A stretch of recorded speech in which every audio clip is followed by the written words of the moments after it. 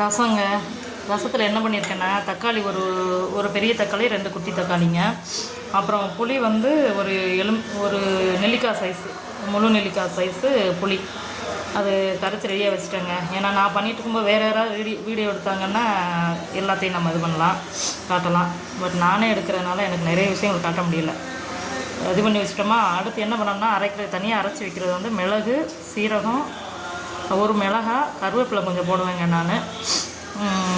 அவ்வளோதான். மிளகு, சீரகம், கருவேப்பிலை, ஒரு மிளகாய், இவ்வளோதான் வச்சு அரைச்சிருக்கிறேன் நான். பெருங்காயம் சில பேர் கூட வச்சு அரைப்பாங்க. நான் வந்து கட்டி எப்போவுமே வாங்க மாட்டேன். பெருங்காயம் வந்து பொடியாக தான் வாங்கி வச்சுருப்பேன். அதனால் அந்த பொடி கொஞ்சம் போட்டுக்கிட்டேங்க, மஞ்சள் கொஞ்சம். சரிங்களா? இப்போ இது என்ன பண்ணோம்னா, நம்ம தனியாக எண்ணெய் ஊற்றி வதக்கிட்டு தாளிச்சிட்டு கூட இதை கரைச்சி வச்சதை ஊற்றலாங்க. நான் அப்படியும் பண்ணுவேன். 2 மெத்தடில் பண்ணுவேங்க நான். இன்றைக்கி டைம் ஆயிடுச்சு ஆல்ரெடி. நிறைய டைம் இருந்தேன்னா அந்த மாதிரி பண்ணலாம். ஆக்சுவலாக டேஸ்ட் கொஞ்சம் வித்தியாசம் தான் படும் அப்படி பண்ணுறதுக்கும். இப்படி இது நம்ம அம்மா அவங்கெல்லாம் வைப்பாங்க இல்லையா, பெரியவங்க வச்ச ரசம் எப்படி இருக்கும், பழைய ஆட்கள் வைக்கிற ரசம் எப்படி இருக்கும், அப்படி இருக்கும். இது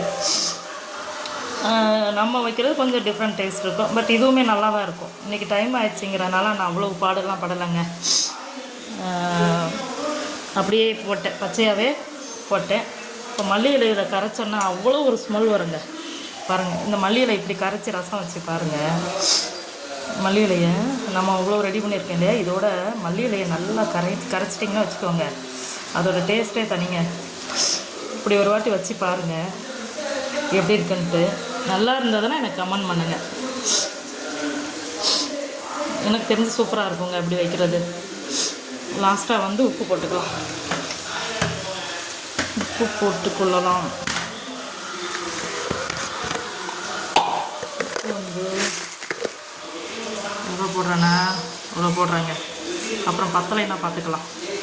ஃபஸ்ட்டு நிறைய போட வேண்டாம். பத்தலைன்னா கூட திருப்பி போட்டுக்கலாம். அதிகமாகிட்டுன்னா போட முடியாது. இது தாங்க, இப்படி தாங்க ரசம் வைப்பேன் நான். 2 மெத்தடில் வைப்பேங்க, இது ஒரு மெத்தடு. ஓகே, பாய்.